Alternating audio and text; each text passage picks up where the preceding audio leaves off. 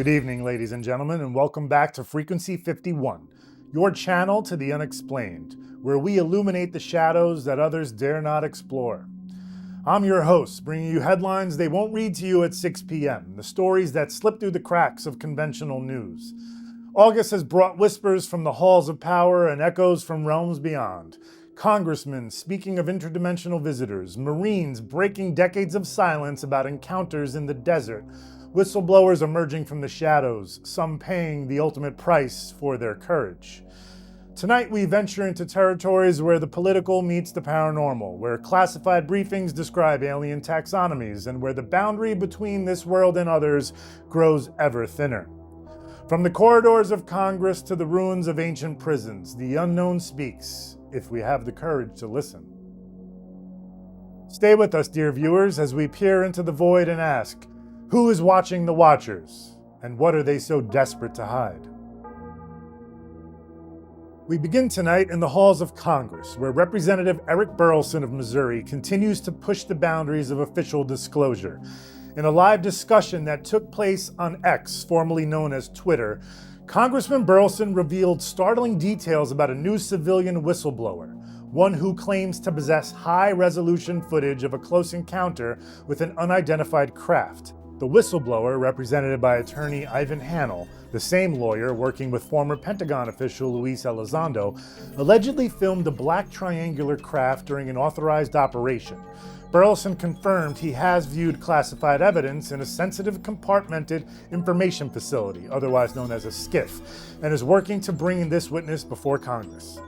But Burlison's revelations grow stranger still. Speaking on podcasts, the congressman acknowledged hearing briefings about 4 distinct categories of non-human entities: Greys, Nordics, Insectoids, and Reptilians.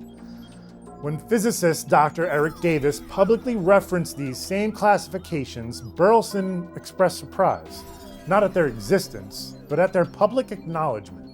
Yet he maintained that if any portion proves true, the government has no right to conceal such knowledge from the American people.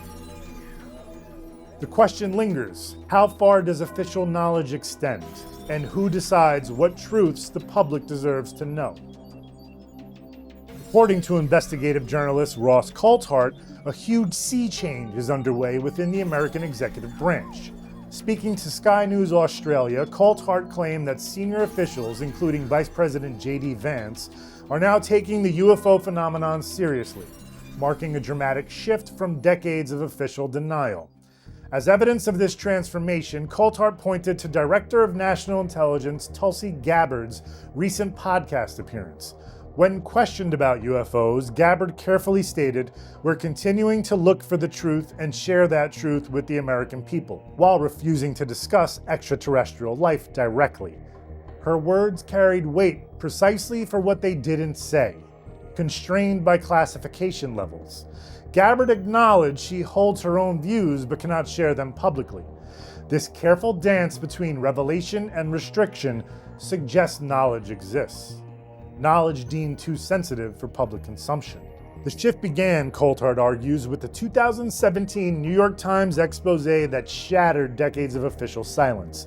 Since then, a growing number of officials have privately engaged with the subject, even as public statements remain carefully collaborated. The conversation takes a more radical turn with Florida Representative Paulina Luna's appearance on the Joe Rogan Experience. The Air Force veteran and House UAP subcommittee member made extraordinary claims about interdimensional beings operating outside normal space-time. There is evidence, Luna stated, of entities capable of movement outside of time and space. She described credible witnesses reporting phenomena that transcend our understanding of physics, beings that can traverse different dimensions at will. Luna, along with colleagues, has requested comprehensive briefings from Defense Secretary Pete Hegseth. Her willingness to discuss such metaphysically challenging concepts in a public forum marks a significant departure from typical congressional discourse. Yet we must note, no publicly available evidence supports claims of interdimensional entities. Luna's statements, while intriguing, remain assertions without corroborating documentation. Skeptics argue that such claims blur the critical line between science and speculation. a line that must be vigilantly maintained in any honest investigation of anomalous phenomena. The question becomes, are we witnessing genuine disclosure of extraordinary realities, or are extraordinary claims being used to obscure more mundane truths? From the present, we turn to the past, and to a Marine whose silence has finally broken. Roderick Castle III, a former aircraft ordnance technician, has come forward with his account of the Phoenix Lights event of March 13, 1997, an encounter that may reshape our understanding of that infamous night. Castle was stationed at Marine Corps Air-Ground Combat Center at 29 Palms, California, when his unit was dispatched to investigate unexplained flares in the desert. What they discovered defied every protocol in their training manual.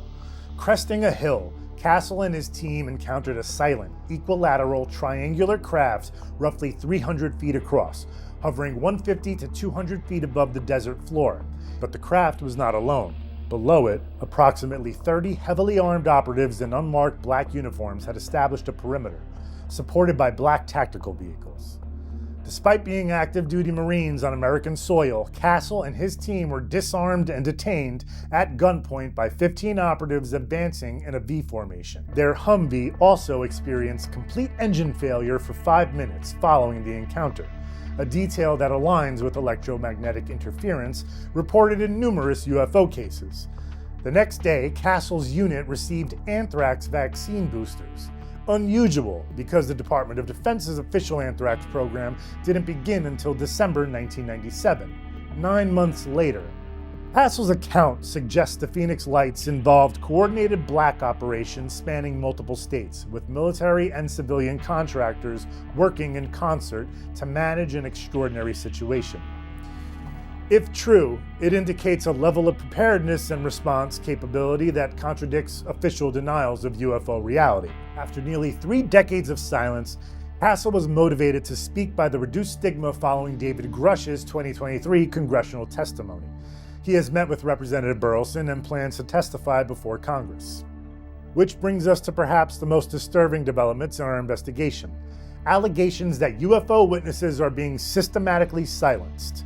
According to Cyber News, FBI Director Kash Patel is investigating whether UAP witnesses and whistleblowers have faced intimidation, or in some cases, death. This represents the first time a sitting FBI director has reportedly treated such allegations as potential criminal matters. The investigation stems from multiple whistleblower claims, including David Grush's 2023 congressional testimony, where he stated that people were hurt in connection with UAP programs. Details he would only share in classified settings. As of tonight, no public FBI case dockets or press releases confirm this investigation. We await concrete evidence, subpoenas, indictments, named investigations. Until then, we must treat these reports as unverified, but significant developments requiring careful monitoring. The pattern, however, is clear. As more witnesses come forward, questions about their safety multiply. In the search for truth, dear viewers, some pay a price higher than ridicule or professional ruin. From government shadows, we turn to the shadows of another kind. At the historic Shepton Mallet Prison in Somerset, England, ghost hunter Tony Ferguson captured footage that defies easy categorization. The 400-year-old jail, built in 1625 and closed in 2013, has long attracted paranormal investigators. During a seance in the prison chapel, Ferguson and his team experienced what they described as heavy energy. When Ferguson stepped onto the balcony, the atmosphere suddenly shifted. Video footage shows a strange figure briefly appearing at the bottom of the frame, but this was no traditional specter. Viewers immediately noted the entity's resemblance to what UFO researchers call a gray. Small, thin body, oversized head, and wide dark eyes. A loud screech accompanies the apparition as it emerges from nowhere and walks off screen. Adam Clark, who led the seance, reported feeling like he'd been electrocuted and collapsed to the floor. Ferguson, despite decades of paranormal investigation, admitted the footage startled even hardened researchers. The implications intrigue. Are we witnessing paranormal phenomena, extraterrestrial visitation, or something that transcends both categories? The viral clip has reignited debate about the overlap between ghost sightings and alien encounters, a convergence then challenges our traditional classifications of the unknown. Skeptics note that low-light video can distort shapes and create false impressions, yet the consistency of witness reports and the entity's distinctly non-human characteristics demand serious consideration. Finally, we commemorate a legendary encounter that shaped America's understanding of the unknown. August marked the 70th anniversary of the Hopkinsville incident, the 1955 encounter that gave us the phrase "little green men" and influenced films from E.T. to Close Encounters of the Third Kind. On that terrifying night, the Sutton family and their friend Billy Ray Taylor reported small greenish creatures with large ears and glowing eyes surrounding their Kentucky farmhouse. For hours, a standoff ensued as they fired rifles at the entities before finally managing to flee to the local police. Officers found bullet holes and frightened witnesses, but no evidence of creatures themselves.